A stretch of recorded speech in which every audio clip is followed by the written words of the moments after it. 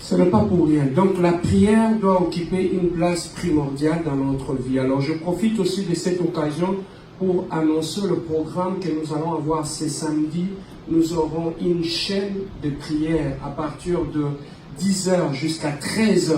Nous aurons une chaîne de prière et la prière serait Seigneur, visite ma famille. Amen.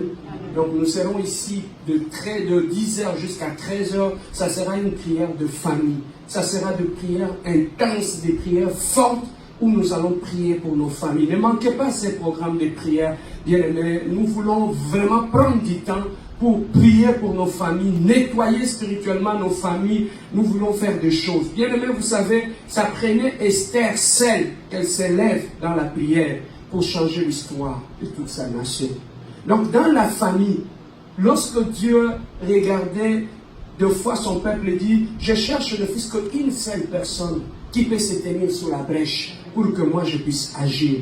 Bien aimé, dans ta famille, Dieu veut agir. Mais il cherche que quelqu'un soit sur la brèche pour que Dieu puisse utiliser cette personne-là pour changer les données de ta famille. Amen. David, il était petit, physiquement.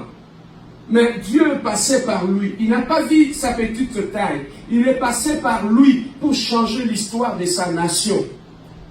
C'est lui, le petit David, qui avait affronté le grand Goliath. Et au travers de lui, l'histoire de sa famille avait été changée. Bien aimé, qui sait, peut-être au travers de toi, que l'histoire de ta famille peut changer. On a dit des années, Goliath était là en train de tourmenter le peuple d'Israël. Mais ça prenait sainement un petit Goliath, un petit David pour le faire. Lorsque tu regardes dans ta Bible, bien-aimé, lorsque Jésus-Christ a vu que Simon-Pierre, il y avait une réclamation sur sa vie, qu'est-ce que Jésus-Christ avait fait? Il a dit, Simon-Pierre, le diable te réclame. Il va te cribler comme le froment. Mais moi, j'ai intercédé pour toi. Bien aimé, la seule chose qui peut stopper la réclamation sur la vie d'une personne, c'est la prière. Amen. Sans la prière, tu ne peux rien. Même quand on dit, moi, on va rien me faire. Moi, on va rien me faire. Oui, c'est bien. Mais la prière, c'est celle la prière. Si lui qui était Jésus-Christ, il était Dieu, il devait prier pour arrêter la réclamation qui était sur la vie de Simon-Pierre. Et à combien plus forte raison nous autres? Si lui-même qui était 100% Dieu, la Bible nous dit, il s'est réveillé très tôt le matin, il allait à Gethsemane prier. Et à combien plus forte raison nous autres, nous ne sommes pas des dieux. Mais pourquoi nous ne prions pas? Voilà pourquoi il y a beaucoup de problèmes dans nos vies, parce qu'il y a moins de prières. Moins de prières, plus de problèmes. Même dans ta maison, moins de problèmes, plus de prières. La première des choses que le diable attaque dans la vie d'une personne, s'il veut opérer, c'est sa vie de prière d'abord. Lorsque tu regardes que ta vie de prière commence à baisser, regardez les jours qui vont suivre et tu vas voir ce qui va se passer dans ta vie. Amen. Nous voulons prier. Regarde ton voisin. Dis-lui à l'ingala, kulala ti. Numatika kulala. Oh, même s'il ne sourit pas, dis-lui, viens que c'est kulala ti. On va me dire, moi, pour bien dire. C'est pas normal. Comment, quand on commence à prier, toi tu dors? Quand on commence à prêcher, toi tu dors? C'est pas normal. Et quand ton voisin dit, lui, c'est pas normal. Cherche ta délivrance. Parmi les manifestations des esprits démoniaques, ça nous fait rire. Mais les esprits démoniaques, quand ils viennent dans la présence de Dieu, il va te faire louper la visitation de Dieu. Il va, pongi ou sous papa, il va pongi avec une doki. C'est anormal. Quand la prédication s'arrête, on va pongi ici. Papa, la prière en ligne, parce que quand on appelle, je vois tout sur mon ordinateur. On termine la prière à 21h45. À 21h50, je vois comment on compte à la ligne. Prière est ceci. Voilà comment diable a sakanagana. Non, pasteur, je dormais quand il est 50, je me suis sursauté et je l'ai appelé. Prière est ceci.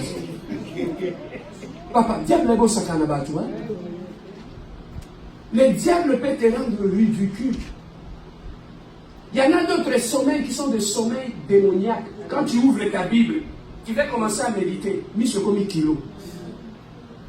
Ça vous a jamais arrivé? Oui.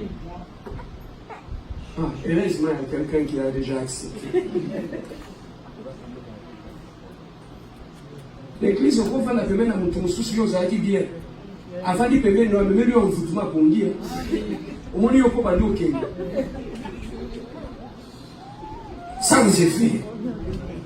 Regarde ton voisin, dis-lui sans effet. Si tu sens que tu commences à dormir, tiens-toi debout. Amen. Nous allons rapidement prendre nos Bibles. Dans le livre de Genèse, chapitre 11. Genèse, chapitre 11.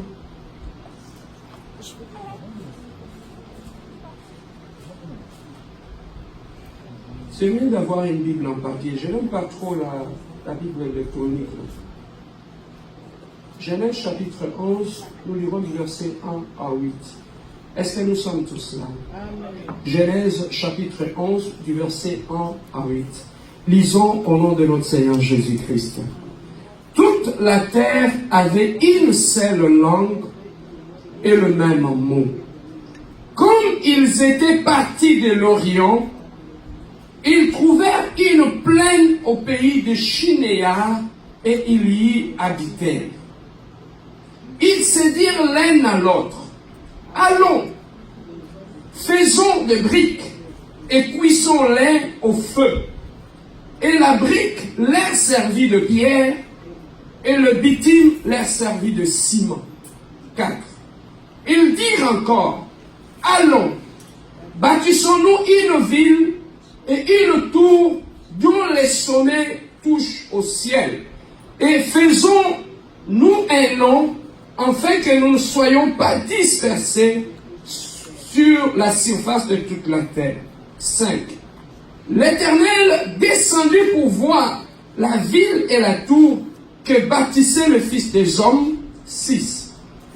Et l'Éternel dit, voici, ils forment un seul peuple et ont tous une même langue. Et c'est là ce qu'ils ont entrepris. Maintenant, rien ne les empêcherait de faire tout ce qu'ils auraient projeté. 7. Allons, descendons, et là, confondons leur langage, afin qu'ils n'entendent plus la langue les uns des autres. Et l'Éternel dispersa loin de la surface de toute la terre, et ils cessèrent de bâtir la ville. 9. C'est pourquoi on l'appela du nom de Babel, car c'est là que l'Éternel confondit les langues de toute la terre, et c'est de là que l'Éternel les dispersa sur la surface de toute la terre. Éternel, nous voulons t'écouter. Tu as dit l'homme ne vivra pas seulement du pain, mais de toute la parole de Dieu. Seigneur, parle-nous, instruis-nous, guide-nous, éclaire-nous, Seigneur. Donne à tout un chacun de nous un entendement de disciple. Je repousse tout esprit de somnolence, divagation, fuite de mémoire, confusion et oubli. Je le repousse loin de cet endroit au nom puissant de notre Seigneur Jésus-Christ. Éternel, que ta main puissante et invisible soit sur nous, dans le nom merveilleux et précieux de notre Seigneur Jésus-Christ, nous disons Amen. Amen. Oui, bien aimé dans le Seigneur, la prédication que nous voulons écouter aujourd'hui, c'est quelque chose de fondamental dans notre vie en tant qu'enfant de Dieu. Bien aimé, ici, on est en train de nous parler dans cette histoire d'un peuple qui voulait se faire un nom sur la surface de la terre. Un peuple qui voulait bâtir un nom. Un peuple qui voulait s'organiser. Un peuple qui avait un objectif à atteindre. Mais qu'est-ce que ce peuple a fait pour atteindre son objectif? Jusqu'au point de faire paix à Dieu. Papa, c'est la première fois dans ma Bible que je puisse voir un homme faire paix à Dieu. Mais qu'est-ce qui a fait que Dieu ne pouvait pas laisser rester inerte? Dieu est descendu parce qu'il a vu l'homme en train de faire quelque chose. Dieu ne pouvait plus rester au ciel. Dieu était descendu. Mais qu'est-ce qui avait poussé Dieu à descendre? Pour voir ce que le Fils des hommes faisait. Ces gens-là, la Bible nous dit, à ce moment-là, ils n'avaient pas encore prié. Mais ils avaient pris des résolutions. Ils se sont dit, nous n'avons pas un nom sur cette terre. Nous ne sommes pas connus. Mais nous voulons aussi, comme les autres peuples, nous faire un nom pour que nous soyons aussi connus. Nous voulons aussi bâtir quelque chose tout autour de laquelle nous serons réunis. La première des choses, lorsque nous lisons, ce peuple, le Fils des hommes, qui voulait bâtir ce tour, la première des choses, lorsque nous lisons la Bible nous dit, toute la terre, il y avait une seule langue et le même mot. Quand ils étaient partis de l'Orient, ils trouvèrent une plaine au pays des Chinéens où ils habitaient. Et ils se dirent l'un à l'autre, nous faisons-nous des briques. La première des choses, ils avaient un plan. Bien aimé, tu ne peux pas réussir ta vie si tu n'as pas un plan. Aujourd'hui, beaucoup de gens prient. Mais quand tu leur demandes quel est le plan que tu as pour ta vie, tu pries par rapport à quoi? La plupart des gens n'ont pas un plan. Mais lorsque nous lisons les Écritures, la Bible nous dit, recommande ton sort à l'Éternel et lui il fera quoi? Donc tu dois recommander quelque chose à Dieu pour que Dieu puisse agir. Quel est le plan que tu as pour ton mariage? Quel est le plan que tu as pour ta vie? Quel est le plan que tu as pour ta maison? Regardez bien aimé, la plupart des hommes ou des femmes qui divorcent, lorsque tu les écoutes, tu vas comprendre que dans la plupart des cas, c'était des gens qui n'avaient pas de plan. Ils n'ont pas eu de plan pour leur vie. Des gens qui se sont mariés sans plan. Des gens qui se sont mariés sans objectif.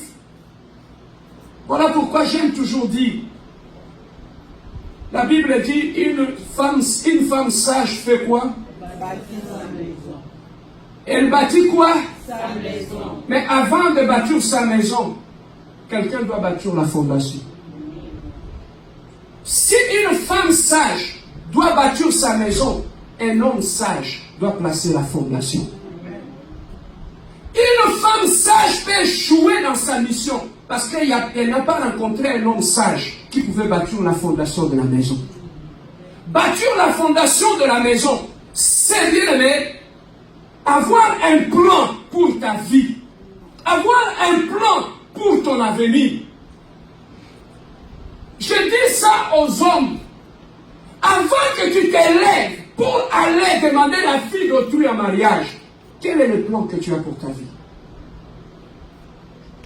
Et je demande aussi à mes sœurs, lorsqu'un homme vient te demander ta main, pose-lui la question, papa, plan vie na ezali nini? Personne ne peut t'amener à Canaan s'il n'a jamais été à la ville de Canaan. Un homme doit d'abord, si quelqu'un te dit, je vais t'amener à Henri Bourassa, pour que vous ne perdiez pas votre temps en chemin en train de chercher, si cette personne connaît le trajet d'ici jusqu'à Henri Bourassa, il ne va pas t'amener à gauche, à droite. Il n'y aura pas de perte de temps, il n'y aura pas de perte d'énergie, et vous saurez où est-ce que vous êtes en train d'aller. Beaucoup de mariages échouent parce qu'il a rencontré un homme qui ne savait pas où est-ce qu'il allait. Un homme qui ne sait pas où est-ce qu'il va. Où est-ce qu'il va t'amener? Hein? Où est-ce qu'il va t'amener? La femme, elle est l'animatrice de la vision de l'homme. Elle vient, la Bible dit, la femme vient comme aide semblable. Mais il va être aidé par rapport à quoi?